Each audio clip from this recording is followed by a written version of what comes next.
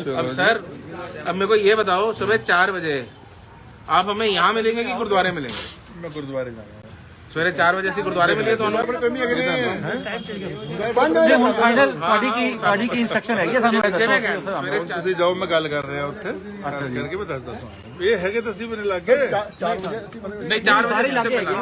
ਸਿੰਘ ਜੀ ਤੋਂ ਪ੍ਰਕਾਸ਼ ਪੁਰਬ ਹੈ ਨਾ, ਗੁਰਪੁਰਬ ਮਨਾਉਣਾ ਹੈ ਕੱਲ। ਸ਼ਹੀਦਾਂ ਦਾ ਪੈਰਾ ਲਗਾਣਾ ਹੈ। ਗੱਲ ਦੱਸੋ, ਸ਼ਹੀਦ ਪਿਤਾ ਬਾਬਾ ਦੀਪ ਸਿੰਘ ਜੀ ਦਾ ਗੁਰਪੁਰਬ ਹੈਗਾ। ਮੈਂ ਤੁਹਾਡੀ ਸਾਰੀ ਗੱਲ ਮੰਨ ਰਿਹਾ। ਮੈਂ ਉਹ ਰਾਜੂ ਜੀ ਨਾਲ ਗੱਲ ਤਾਂ ਕਰ ਲਵਾਂਗਾ। ਉਸ ਤਾਂ ਟਾਈਮ ਦੋਗੇ? नहीं 6 बजे पक्का राजू साड़ी आवाज इतनी है, राजू जी लीडर है ने सारी आवाज आ रही है। चलो बोले सो निहाल। मेहरबानी सर, कल सवेरे 6 बजे ਤੁਹਾਨੂੰ ਗੁਰਦੁਆਰੇ ਮਿਲਦੇ ਆ।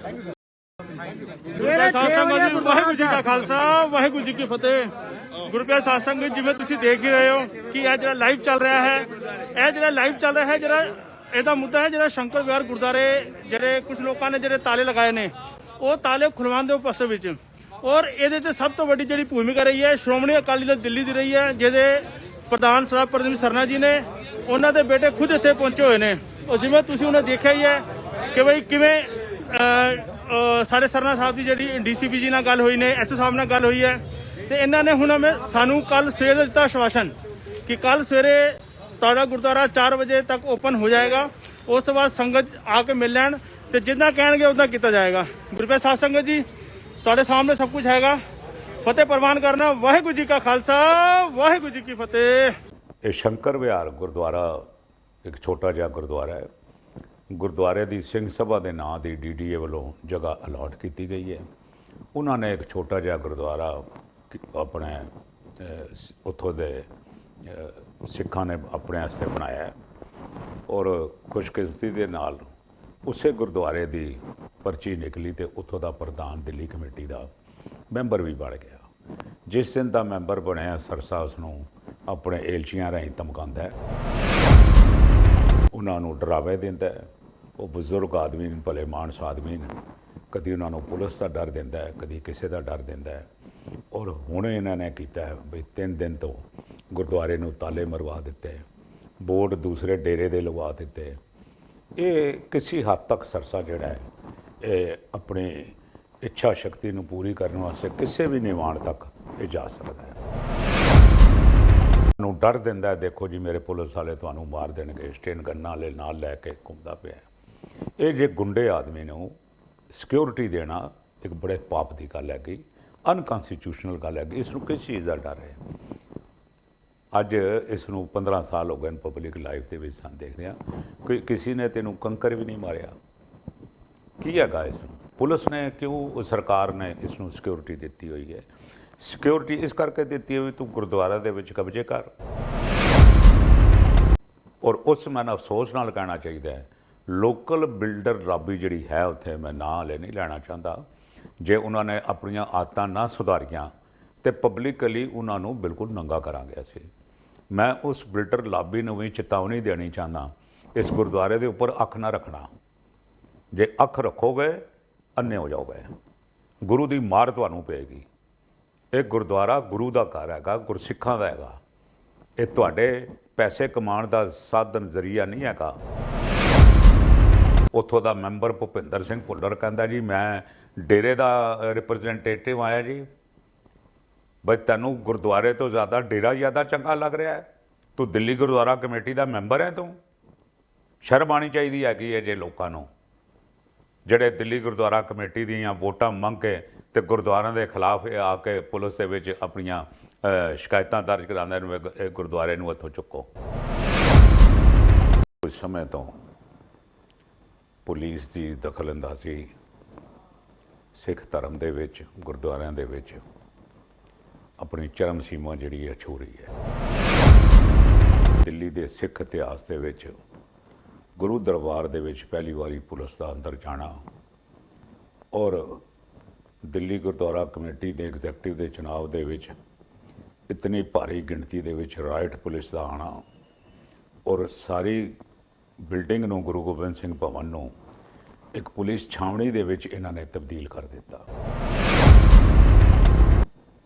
ਮੈਂ ਇਹ ਜਿਹਾ ਆਤੰਕ, ਇਹ ਜਿਹਾ ਸਹਿਮ ਅੱਜ ਤਕਰੀਬਨ 47 ਸਾਲ ਹੋ ਗਏ ਨੇ ਇਹ ਦਿੱਲੀ ਗੁਰਦੁਆਰਾ ਕਮੇਟੀ ਦੇ ਚੁਣਾਵਾਂ ਨੂੰ ਅਬਜ਼ਰਵ ਕਰਦਿਆਂ ਇਹ ਜਿਹਾ ਆਤੰਕ ਔਰ ਸਹਿਮ ਜਿਹੜਾ ਹੈ, ਇਹ ਜ਼ਿੰਦਗੀ 'ਚ ਪਹਿਲੀ ਵਾਰੀ ਵੇਖਿਆ। ਇਸ ਤਰ੍ਹਾਂ ਸ਼ਰੇਆਮ ਮੈਂਬਰਾਂ ਨੂੰ ਘੜੀਸਣਾ, ਬਾਹਰ ਤੱਕ ਕੇ ਲੈ ਜਾਣਾ ਔਰ ਜਿਹੜੇ ਗੁਰੂ ਦਰਬਾਰ ਦੇ ਵਿੱਚ ਤਕਰੀਬਨ 50 ਤੋਂ ਵੱਧ ਪੁਲਿਸ ਵਾਲੇ ਜਵਾਨ ਜਿਹੜੇ ਸਨ ਉਹ ਅੰਦਰ ਵੜੇ ਨੇ। ਉਹਨਾਂ ਨੇ ਜ਼ਬਰਦਸਤੀ ਚੋਣ ਨੂੰ ਜਿਹੜਾ ਹੈਗਾ ਧੱਕੇਸ਼ਾਹੀ ਦੇ ਨਾਲ ਇਹਨਾਂ ਨੇ ਚੋਣ ਨੂੰ ਜਿਹੜਾ ਹੈਗਾ ਉਹ ਸੰਪੰਨ ਕਰਵਾਇਆ। ਇਹ ਸਾਰਾ ਇੱਕ ਫਰਾਡ ਸੀ। ਇਸ ਫਰਾਡ ਦੇ ਵਿੱਚ ਇਹ ਸਾਰੇ ਫਰਾਡ ਨੂੰ ਸਪੀਅਰ ਹੈਡ ਸਰਸਾ ਹੀ ਕਰ ਰਿਹਾ ਸੀ, ਕਿਉਂਕਿ ਸਰਸਾ ਨਹੀਂ ਚਾਹੁੰਦਾ ਵੀ ਕੋਈ ਵੀ ਹੋਰ ਕਮੇਟੀ ਦਿੱਲੀ ਗੁਰਦੁਆਰਾ ਕਮੇਟੀ ਦੇ ਵਿੱਚ ਆਵੇ, ਕਿਉਂਕਿ ਜਿਸ ਵਕਤ ਕੋਈ ਦੂਸਰੀ ਕਮੇਟੀ ਆਏਗੀ ਇਹਦੀਆਂ ਸਾਰੀਆਂ ਚੋਰੀਆਂ ਚਕਾਰੀਆਂ ਜਿਹੜੀਆਂ ਉਹ ਸੰਗਤ ਦੇ ਸਾਹਮਣੇ ਆਉਣਗੀਆਂ। ਵਾਹਿਗੁਰੂ ਜੀ ਕਾ ਖਾਲਸਾ, ਵਾਹਿਗੁਰੂ ਜੀ ਕੀ ਫਤਿਹ। ਪਿਛਲੇ ਕੁਝ ਸਮੇਂ ਤੋਂ ਪੁਲਿਸ ਦੀ ਦਖਲਅੰਦਾਜ਼ੀ ਸਿੱਖ ਧਰਮ ਦੇ ਵਿੱਚ, ਗੁਰਦੁਆਰਿਆਂ ਦੇ ਵਿੱਚ ਆਪਣੀ ਚਰਮ ਸੀਮਾ ਜਿਹੜੀ ਹੈ ਛੂ ਰਹੀ ਹੈ। ਜੋ ਕੁਝ ਪਿਛਲੇ ਸ਼ਨੀਚਰਵਾਰ ਦਿੱਲੀ ਗੁਰਦੁਆਰਾ ਕਮੇਟੀ ਦੀਆਂ ਚੋਣਾਂ 'ਚ ਹੋਈਆਂ, ਪੁਲਿਸ ਦੀ ਕਾਰਵਾਈ ਜਿਹੜੀ ਹੈ ਇਹ ਦਿੱਲੀ ਦੇ ਸਿੱਖ ਇਤਿਹਾਸ ਦੇ ਵਿੱਚ ਗੁਰੂ ਦਰਬਾਰ ਦੇ ਵਿੱਚ ਪਹਿਲੀ ਵਾਰੀ ਪੁਲਿਸ ਦਾ ਅੰਦਰ ਜਾਣਾ ਔਰ ਦਿੱਲੀ ਗੁਰਦੁਆਰਾ ਕਮੇਟੀ ਦੇ ਐਗਜ਼ੈਕਟਿਵ ਦੇ ਚੁਣਾਵ ਦੇ ਵਿੱਚ ਇਤਨੀ ਭਾਰੀ ਗਿਣਤੀ ਦੇ ਵਿੱਚ ਰਾਈਟ ਪੁਲਿਸ ਦਾ ਆਉਣਾ ਔਰ ਸਾਰੀ ਬਿਲਡਿੰਗ ਨੂੰ, ਗੁਰੂ ਗੋਬਿੰਦ ਸਿੰਘ ਭਵਨ ਨੂੰ ਇੱਕ ਪੁਲਿਸ ਛਾਉਣੀ ਦੇ ਵਿੱਚ ਇਹਨਾਂ ਨੇ ਤਬਦੀਲ ਕਰ ਦਿੱਤਾ। ਮੈਂ ਇਹ ਜਿਹਾ ਆਤੰਕ, ਇਹ ਜਿਹਾ ਸਹਿਮ ਅੱਜ ਤਕਰੀਬਨ 47 ਸਾਲ ਹੋ ਗਏ ਨੇ ਇਹ ਦਿੱਲੀ ਗੁਰਦੁਆਰਾ ਕਮੇਟੀ ਦੇ ਚੁਣਾਵਾਂ ਨੂੰ ਅਬਜ਼ਰਵ ਕਰਦਿਆਂ। ਇਹ ਜਿਹਾ ਆਤੰਕ ਔਰ ਸਹਿਮ ਜਿਹੜਾ ਹੈ ਇਹ ਜ਼ਿੰਦਗੀ 'ਚ ਪਹਿਲੀ ਵਾਰੀ ਵੇਖਿਆ।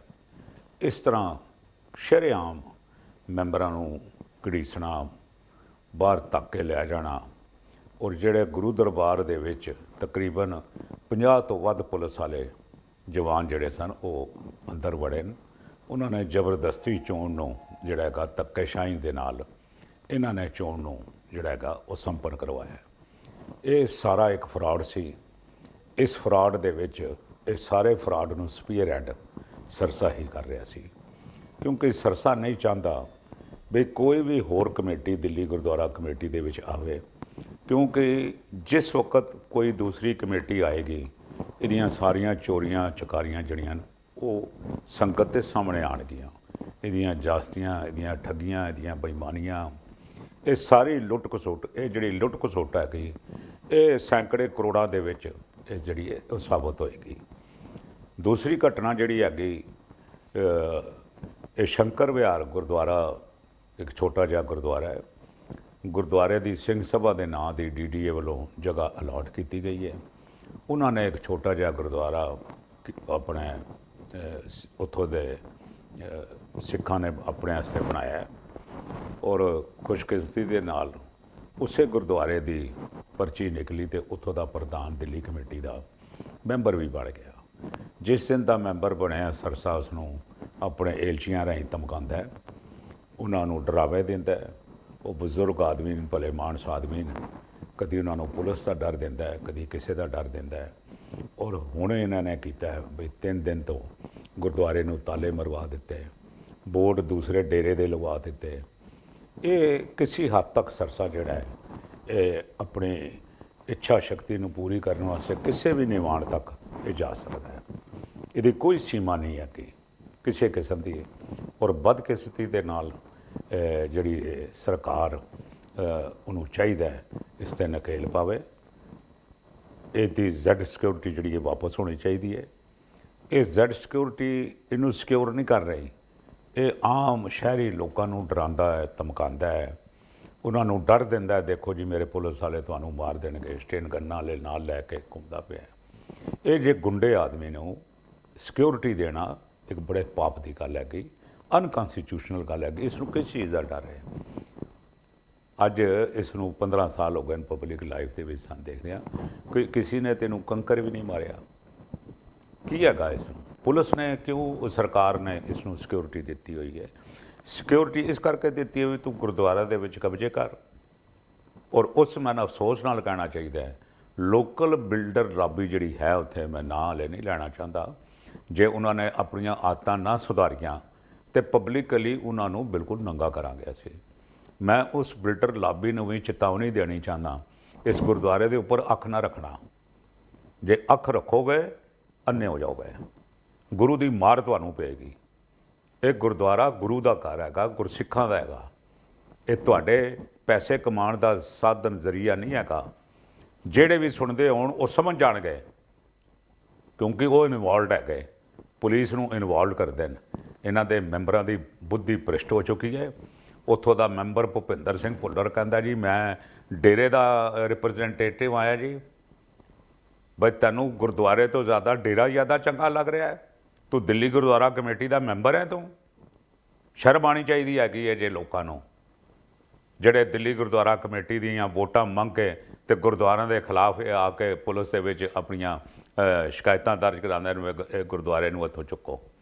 ਮੈਂ ਸਖਤ ਲਫ਼ਜ਼ਾਂ ਦੇ ਵਿੱਚ ਜਿੱਥੇ ਨਿੰਦਾ ਕਰਦਾ, ਉੱਥੇ ਜੇ ਇਹ ਮੇਰੀ ਆਵਾਜ਼ ਸਰਕਾਰ ਤੱਕ ਪਹੁੰਚਦੀ ਹੋਵੇ ਤਾਂ ਮੈਂ ਉਹਨਾਂ ਨੂੰ ਬੇਨਤੀ ਕਰਨੀ ਚਾਹੁੰਦਾ, ਇਹ ਜੇ ਨੌਸਰਬਾਜ਼, ਇਹਦਾ ਇਤਿਹਾਸ ਪੜ੍ਹ ਲਓ, ਇਹਦਾ ਇਤਿਹਾਸ ਦੇਖ ਲਓ ਵੀ ਇਹਦੇ ਉੱਪਰ ਕਿਤਨੇ ਕ੍ਰਿਮੀਨਲ ਕੇਸਿਸ ਹੈਗੇ, ਇਹਨੇ ਕਿਹੜੇ ਕਿਹੜੇ ਕ੍ਰਾਈਮ ਕੀਤੇ ਹੋਏ ਨੇ, ਇਹਦਾ ਸਾਧਨ ਕੀ ਹੈਗਾ ਕਮਾਈ ਦਾ। ਇਹ ਸਾਰੀਆਂ ਚੀਜ਼ਾਂ ਜਿਹੜੀਆਂ ਹੈਗੀਆਂ ਨਾ, ਵਾਚ ਕਰਕੇ ਤਾਂ ਸਿਕਿਉਰਿਟੀ ਕਿਸੇ ਨੂੰ ਦੇਣੀ ਚਾਹੀਦੀ ਹੈਗੀ।